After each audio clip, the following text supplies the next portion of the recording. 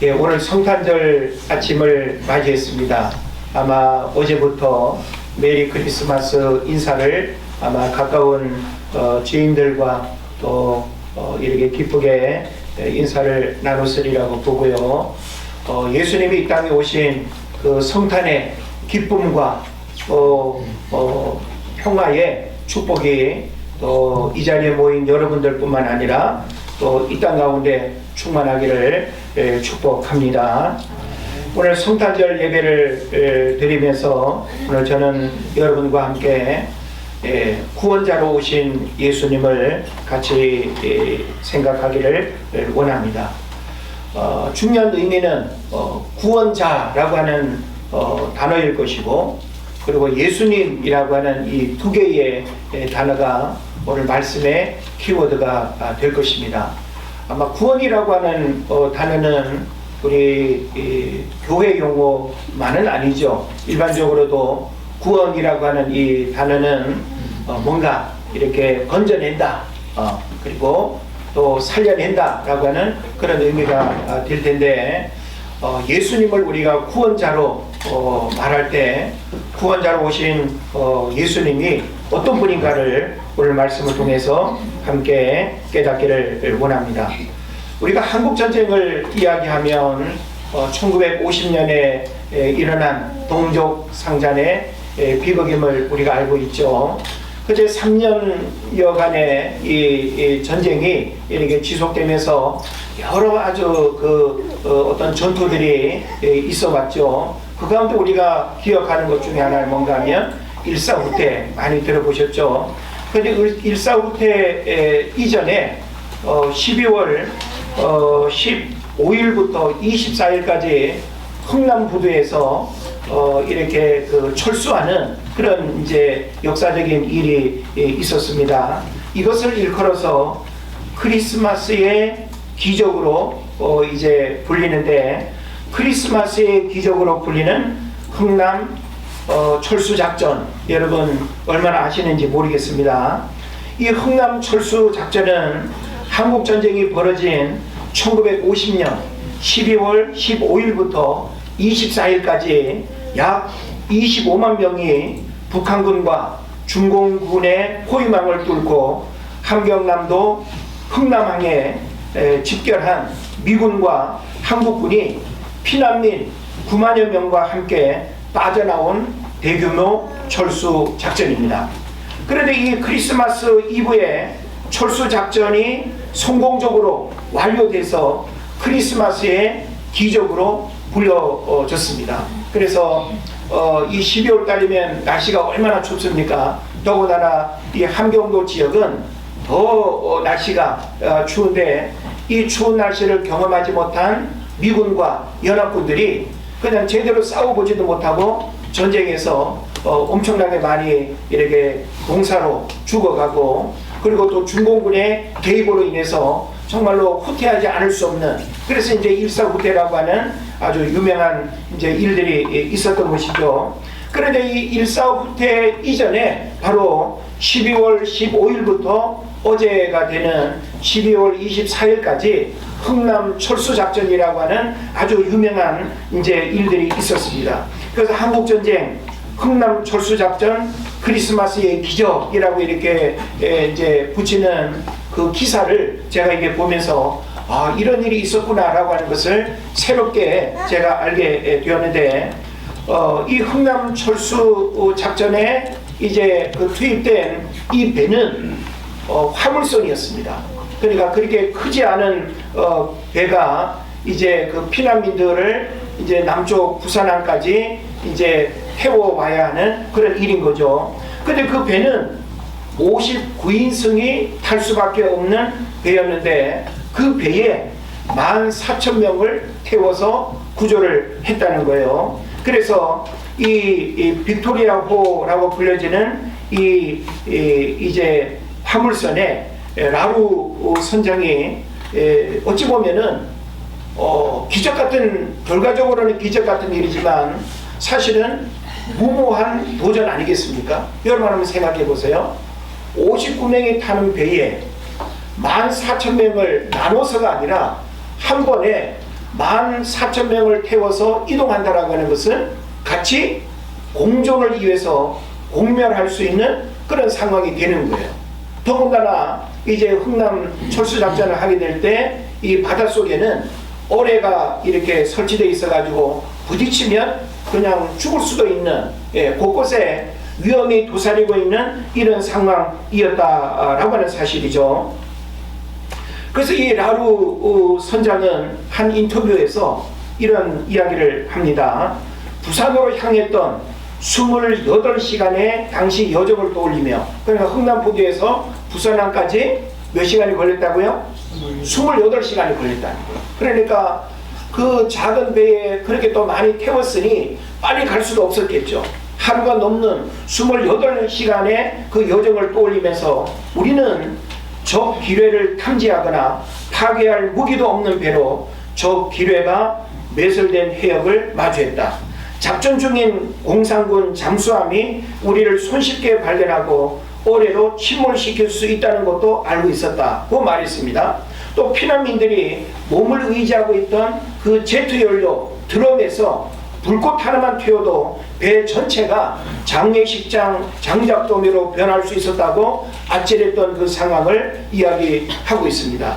그래서 그 배에 대한 정보를 이렇게 구체적으로 보니까 배의 길이가 137m, 폭은 15m 규모의 이 빅토리아호는 승무원 35명, 장교 12명, 그리고 승객 12명을 태울 수 있는 59명만이 승선할 수 있는 배로 설계됐다는 거예요. 그런데 삽시간에 피난민 14,000명이 들어찼고, 그래서 사람들은 가슴을 맞대고 섰고, 일부는 그 제트 연료 드럼통 위에 자리 한 편을 차지하고 있었다고 당시 상황을 전합니다. 그래서 송곳 하나 들어갈 틈 없이 가득 찬 인파를 태운 빅토리아호는 12월 23일 흥남항을 출발해서 24일 이제 그 28시간을 지난 다음 부산항에 24일 성탄 이브에 이제 도착을 한 거죠. 그래서 이것을 크리스마스의 기적이라고 그렇게 이름하는 것입니다.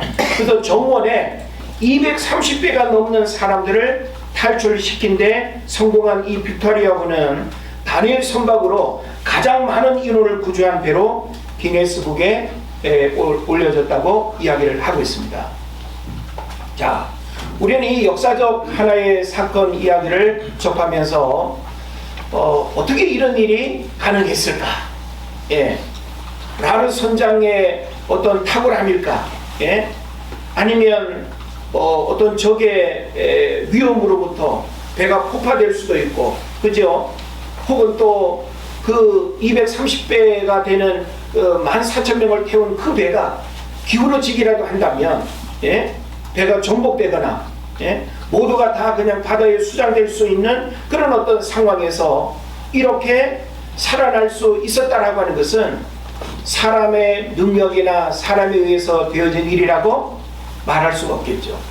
기적이라고 하는 것은 사람에 의해서 일어나는 것이 아니라 하나님에 의해서 일어난 일을 기적이라고 하는 거예요. 아멘. 할렐루야. 아멘. 그래서 오늘 우리는 이 기적 같은 일이 크리스마스 선물로 우리 역사 속에 일어났다라고 하는 이 사실을 생각하면서 구원이라고 하는 문제를 생각하고 싶은 거예요.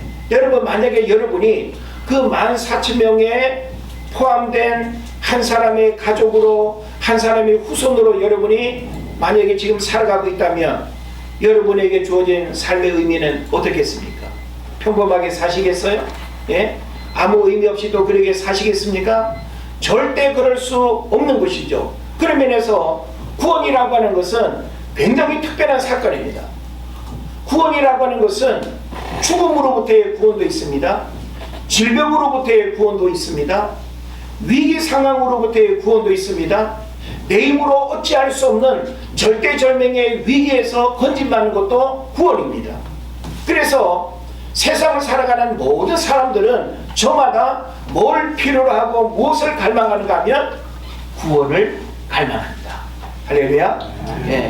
여러분 구원 받으셨습니까?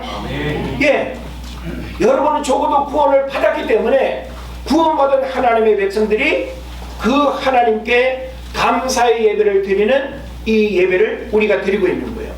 근데 교회 밖에 아직 하나님을 모르고 여전히 구원받아야 할 문제 속에 살아가고 있음에도 불구하고 구원을 받지 못한 상황 속에서 시간을 낭비하고 신음하고 절망하고 죽음의 고통과 질병 속에서 괴로워하는 그런 사람들이 얼마나 많은지 모릅니다. 삶의 이유와 목적을 잃어버리고 내가 무엇을 위해서 살아야 되는지를 모르고 단순히 쾌락과 세상의 재물만을 위해서 살아가고 이 땅에서의 삶이 그냥 전부라고 생각하고 죽으면 그만이지 라고 생각하는 그 사람들에게 바로 이 구원의 문제는 너무나 중요한 문제로 다가온다라고 하는 사실을 여러분 깨달으시기를 바랍니다. 우리가 잘 아는 그 C.S. 루이스, 아주 유명한 신학자죠. 이 C.S. 루이스는 세상에는 세 종류의 사람이 있다고 말합니다. 하나는 병들었지만 모르는 사람. 내가 병들었는데 병들었다는 사실을 모르는 사람이 있다는 거예요. 그 사람을 C.S. 루이스는 뭐라고 말하는가 하면 후기 기독교인 이렇게 말합니다. 그리고 병들었고 그것을 아는 사람, 이들을 비기독교인이라고 그렇게 이름 붙입니다. 그리고 치료법을 찾은 사람을 기독교인이라고 말합니다. 여기는 상징적인 의미가 있겠죠. 자, 병들었다라고 하는 것은 구원이 필요한 상태, 구원이 필요한 문제를 이야기하는 거예요. 그런데 후기 기독교인이라고 말하는 이 사람들은 병들었지만 모르는 사람, 병들었다는 사실조차도 모르고 그냥 세상 속에서 탐닉하며 살아가는 그런 사람들을 말하는 것입니다. 그리고 병들었고 그것을 아는 사람은 또 비기독교인이라고 이야기를 합니다. 그리고 또 치료법을 찾은 사람을 기독교인이라고 말하고 있습니다. 우리에게 있어서 병들었는데 병의 치료법을 알고 그 치료법을 통해서 내가 고침받았다 라고 한다면 우리에게 있어서 그 치명적인 질병의 문제를 고쳐주신 분 누굴까요? 예수님이 되는 거예요. 예. 그런 면에서 오늘 우리는 인생의 고민과 내가 아무리 힘쓰고 애써도 내부로 해결할 수 없는 그 인생의 문제를 어떻게 해결할 것인가 라고 하는 그 구원의 문제를 오늘 이 성탄절 아침에 여러분과 함께 말씀을 나누기를 원합니다. 여러분, 우리 구원이라고 하는 단어는 많이 들어보셨죠? 믿는 우리들에게 있어서는 너무나 익숙하고 아주 중요한 신앙의 본질이지만 세상 사람들도 뭐 구원이라고 하는 단어가 무엇인지 모르는 사람은 없을 거예요. 자, 그런데 이 구원은 죄와 죽음과 질병과 고통과 위험으로부터 건진받는 것을 의미해요. 그러면 이와 같은 문제로부터 구원받은 사람들이 얼마나 될까요? 이런 문제로부터 구원받기를 또 갈망하는 사람들이 얼마나 될까요? 적어도 우리는 구원받아야 할 그런 문제로부터 구원받아야 되겠다고 하는 절박함과 구원받기 위해서 힘쓰고 애쓰는 손 내밈의 그런 일들이 있었기 때문에 여러분들이 먼저 구원받는 줄로 믿습니다. 그러나 우리는 사랑하는 가족들 중에, 친척들 중에, 내가 알고 만나는 지인들 중에 분명히 내가 봤을 때 구원이 필요한데 구원받지 못하고 여전히 고통 가운데 신음하는 사람들이 너무나 많습니다. 함께 물에 빠져 떠내려가는 사람은 서로를 건져줄 수가 없어요. 물 밖에 건짐을 받은 사람만이 떠내려가는 사람을 건져낼 수가 있는 거예요. 그런 면에서 먼저 구원받은 우리만이 죽어가는 누군가를 구원해낼 수 있다는 하는 이 사실을 여러분 깨달으시기를 바랍니다. 그래서 우리가 기독교 신앙에서 구원이라고 하는 문제는 너무너무 중요해요. 구원이 무엇인가라고 하는 이것은요, 예수님을 왜 믿어야 되는가 라고 하는 말과 같은 거예요.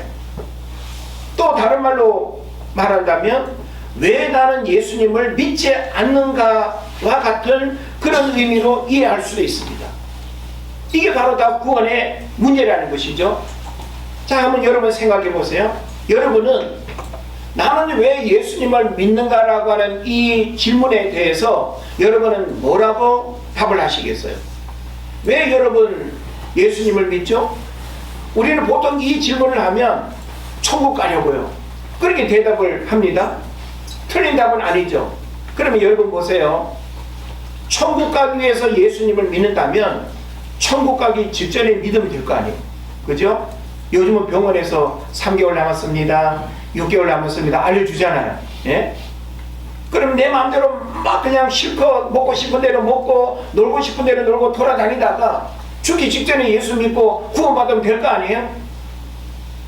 뭐 전혀 문제 없지 않겠습니까? 그러면 그게 아니라고 한다면 왜 우리가 어려서부터 혹은 엄마 뱃속에서부터 좀 억울하다고 해야 될까요? 네? 제대로 먹어보지도 못하고 놀러 다녀보지도 못하고 우리 희엘이 불쌍해 죽겠어. 네? 엄마 아빠 잘못 만나가지고 지옥 가기 틀렸어. 그죠?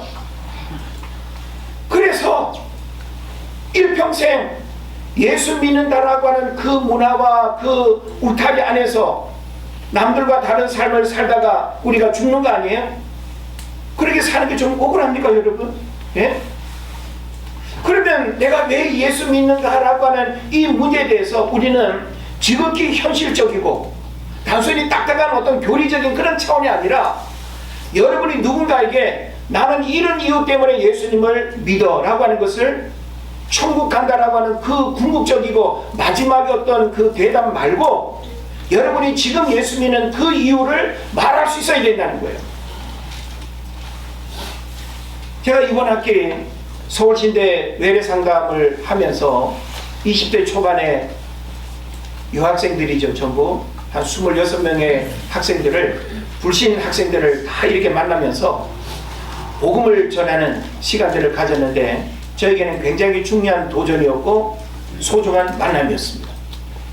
그런데 공통적인 게 있어요. 제가 복음을 이야기하고 구원의 이제 문제를 제가 이야기하면 얼마나 중요한 이야기를 제가 하는 거예요.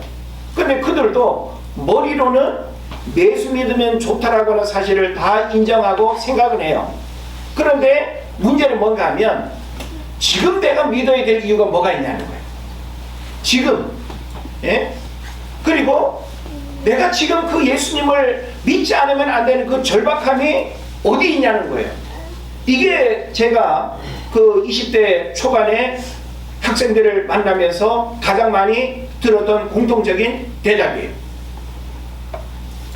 필요성, 절박성, 이게 지금 20대 뿐만이 아니라 뭐 교회 안 다니는 사람들에게 있어서는 아니 왜 내가 지금 믿어야 되지? 필요성, 왜 지금 그렇게 당장 안 믿으면 안 되는 그런 절박성이 왜 필요한가라고 하는 사실에 대한 답을 주지 못하면 구원의 문제는 내가 먼저 구원받은 것과는 전혀 다른 차원의 삶을 살아가고 있다는 사실을 우리가 알아야 되는 것입니다.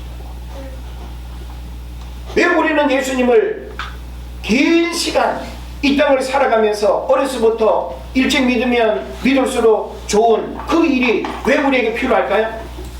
왜 우리는 다음 달도 아니고 내년도 아닌 지금이라고 하는 이 시간에 예수님을 믿어야 하는 그 절박성이 왜 필요할까요? 여기에 대한 답을 여러분이 할 수 있어야 된다는 거예요. 그래서 예수님을 안 믿는 사람은 예수님을 안 믿는 이유를 말할 수 있어야 돼요. 여러분 가운데 예수님을 안 믿는 사람이 있나요? 우리가 예수님을 왜 안 믿습니까? 그러면 보통 어떤 대답을 할까요? 여러분이 예수님을 안 믿던 시절의 생각들을 한번 생각해 보세요. 바빠서, 필요 없어서, 믿어도 별거 아닌 것 같아서, 천국 죽어봤어? 그냥 이 세상이 난 더 좋아. 뭐 이런 이제 이유들이겠죠. 그러면 그들이 이야기하는 그런 문제에 대한 반대의 답을 여러분이 설득력 있게 제시하거나 말할 수 있어야 됩니다. 이걸 만약에 줄 수 없다고 한다면 왜 안 믿는가에 대한 문제를 우리가 해결해 주지 못함으로 인해서 그들은 여전히 불신자의 삶을 살아갈 수밖에 없는 것입니다. 저는 이 질문을 저에게 대입해 봤어요. 나는 왜 예수님을 믿는가? 여러분도 한번 이 질문 앞에서 나는 왜 예수님을 믿는가에 대한 그 답을 어느 꼭 3가지라든지 5가지를 우리가 논할 이유는 없지만 여러분 나름대로의 분명한 논리와 신앙 고백을 할 수 있어야 됩니다. 딱딱한 교리적인 것 말고 실제적인 삶의 이유가 있어야 됩니다. 저는 이 질문에 있어서 첫 번째로는 한 번도 예수 믿는 것 때문에 손해 본 적이 없다라고 하는 거예요. 제가 어렸을부터 부모님 믿지 않는 가정에서 태어나서 7살 때부터 제가 교회를 다녔는데 지금 50년이 넘는 이 시간 동안 제가 교회를 출입하고 예수님을 믿었는데 예수님 믿는 것 때문에 손해본 일이 하나도 없어요. 그렇기 때문에 믿을 이유가 있어요, 없어요? 있는 거죠. 손해본 일이 없다. 자, 뭐 장사꾼도 그렇지만 모든 사람들은 손해보는 일을 원하는 사람이 없습니다. 손해보는 장사를 하는 사람이 어디 있겠습니까? 누구라도 손해보는 삶을 살기를 원하는 사람은 아무도 없어요. 그런데 예수 믿는 모든 사람들의 공통적인 고백일 수도 있다고 저는 보는데 예수 믿는 것 때문에 한 번도 손해본 적이 없다라고 하는 이것은 내가 지금 예수님을 믿는 대단히 중요한 당위성이 된다라고 하는 것입니다. 또 예수 믿는 것 때문에 후회해 본 적이 없습니다. 좀 더 크고 나서 믿어볼 걸. 내 마음대로 막 그냥 다 이렇게 놀아보고 난 다음에 믿어볼 걸. 후회 없습니다. 저는 어려서부터 시골에서 자랐고 어려서부터 교회를 다니면서 지금까지 내가 살아오면서 예수 믿는 것 때문에 내가 손해를 보거나 후회한 일이 없다라고 하는 이 사실은 오늘날 많은 사람들이 어떤 일을 행하고 후회하는 일들이 얼마나 많습니까? 손해보는 일도 얼마나 많습니까? 근데 예수 믿는다라고 하는 이것은 손해도 없을 뿐만 아니라 후회할 일도 아니다라고 하는 측면에서 우리는 믿어야 하는 것입니다. 또 저는 예수 믿는 것 때문에 즐거움과 행복이 무엇인지 알게 되었습니다. 물론 제가 20살 인격적으로 그 신비한 영적 체험으로서의 그 거듭남의 사건이 되겠죠. 그 주님을 만나기 이전과 이후는 또 분명히 다른 어떤 삶의 이제 부분들이 있지만 저는 예수 믿는 것 때문에 즐거움과 행복이 무엇인지 알게 되었습니다. 이 즐거움을 모르는 사람은 술 먹는 즐거움, 세상 친구들과 놀러 다니는 즐거움, 캠핑하는 즐거움, 아이들과 여행 가는 즐거움, 그것만이 즐거움의 일부이거나 그런 즐거움만을 전부라고 생각해요. 근데 우리는 술 먹지 않아도 이 즐거움의 깊이와 즐거움의 내용이 얼마나 다른가라고 하는 사실을 우리는 알고 있습니다. 그런 면에서 우리가 세상 사람들이 즐거워하는 그것들을 굳이 선택하지 않아도 예수 믿는 즐거움은 그 무엇과 비교할 수 없는 특별한 즐거움이 된다라고 하는 사실을 자신 있게 말할 수 있는 것이죠. 또 예수 믿는 것 때문에 불안과 염려가 없고 평안하고 담대하게 살아갈 수 있다는 거예요. 우리가 예수 믿기 이전에는 불안과 염려가 우리 마음과 생각을 지배합니다. 삶에 대한 두려움이 있고 내일에 대한 어떤 불안함이 가중되죠.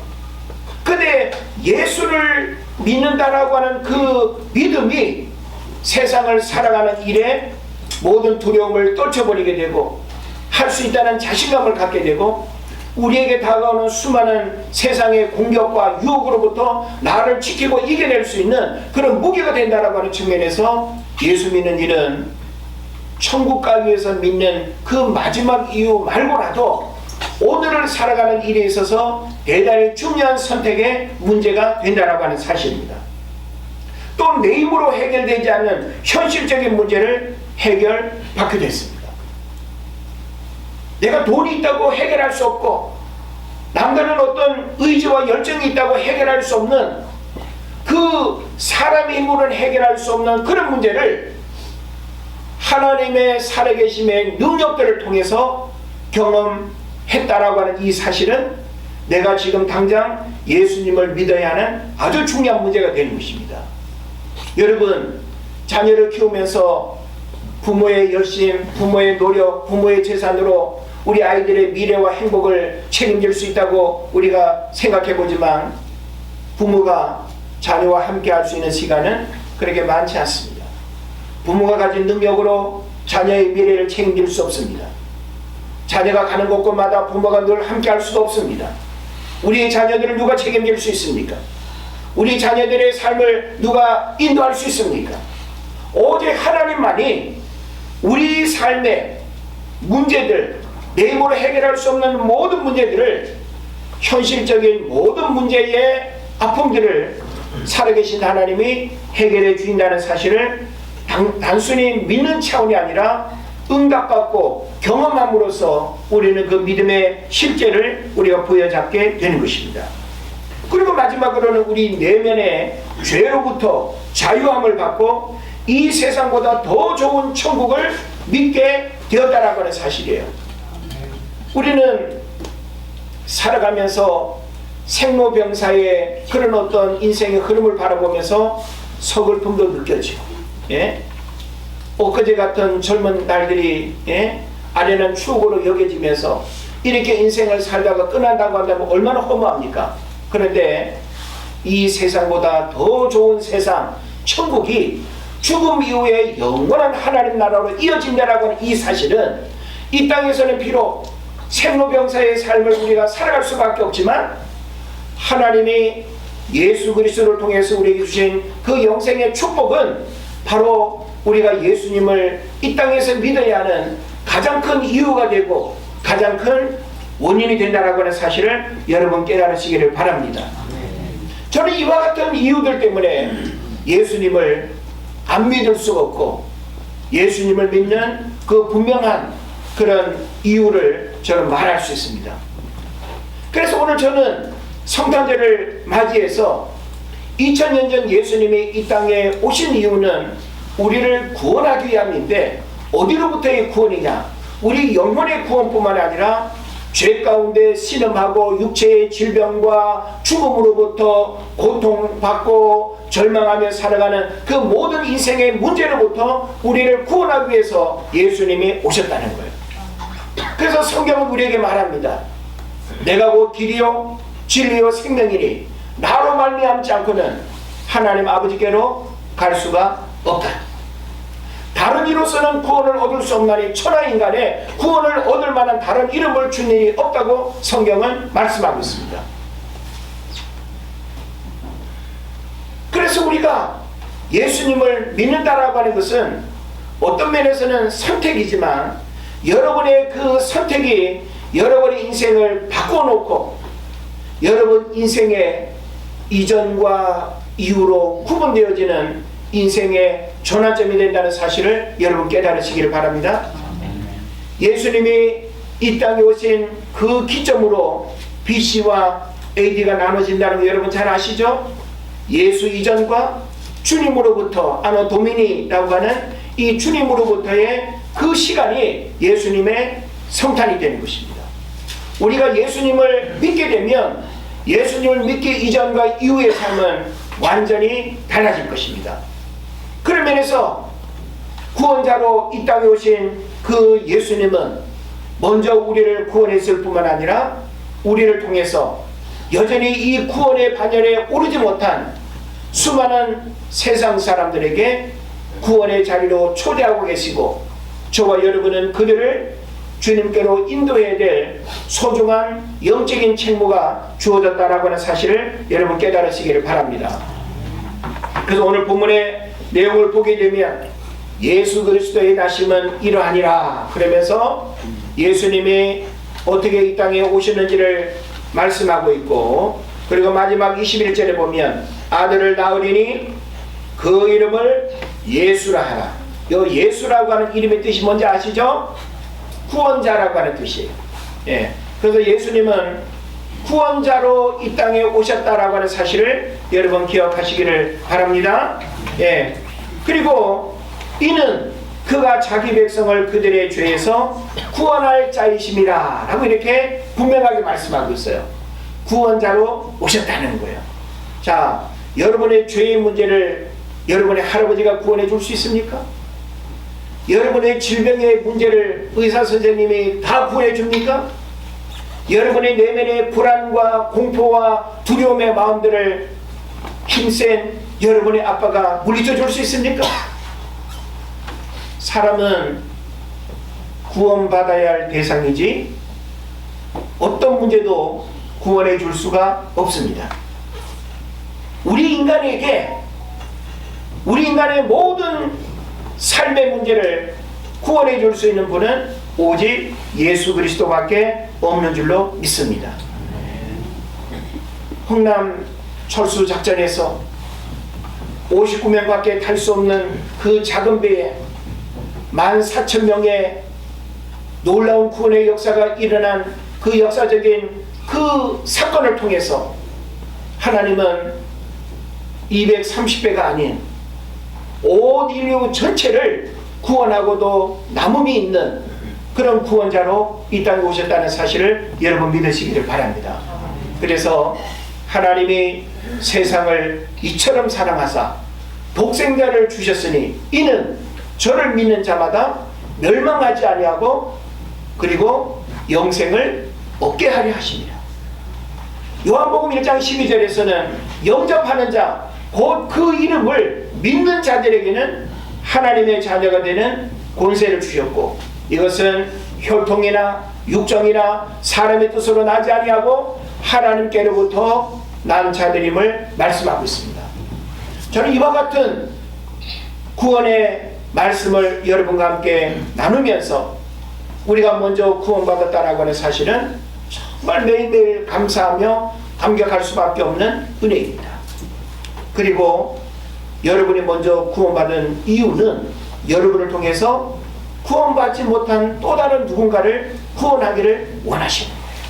그래서 예수님이 이 땅에 오신 이유와 목적을 여러분이 알고 구원자로 오신 그 예수님을 우리 삶의 중심에 모셔드리고 여러분을 통해서 수많은 영혼들이 죽게 돌아오고 구원받는 역사들이 일어나기를 축복합니다.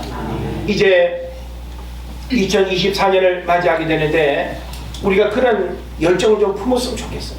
하나님, 가까운 내 가족들 뿐만이 아니라 내가 만나는 많은 사람들에게 구원자로 오신 그 예수님을 내가 증거하고 나를 통해서 왜 구원이 지금 당장 필요하고 그리고 지금 당장 믿지 않으면 안 되는지 그 어떤 절박성과 필요성에 대한 어떤 그런 부분들을 제가 예수님을 믿어야 하는 그런 여러 가지 이유를 말씀드린 바와 같이 그런 이유들 때문에 저는 당장 예수님을 믿는 것이 빠르면 빠를수록 복이다. 그리고 내일 일은 알 수가 없어요. 그죠? 자, 내일의 삶을 누가 장담하고 내일의 여러분의 생명을 누가 보장할 수 있습니까? 한 치 앞을 내다볼 수 없는 우리 인생에 내일이라고 하는 시간은 우리의 주권이 아닙니다. 그런 면에서 오늘이라고 하는 시간에 선택할 수 있는 이 최선의 구원의 기회를 여러분이 꼭 부여잡으시고 우리를 구원하기 위해서 이 땅에 오신 그 예수님을 잃어버리지 마시고 여러분을 위해서 죽으셨을 뿐만 아니라 여러분의 영원한 생명을 주시기 위해서 이 땅에 오셨다는 이 사실을 믿음으로 받아들이고 우리 모두가 구원받은 하나님의 백성으로 이 땅을 살아가시기를 주의 이름으로 축원을 드립니다. 기도하겠습니다.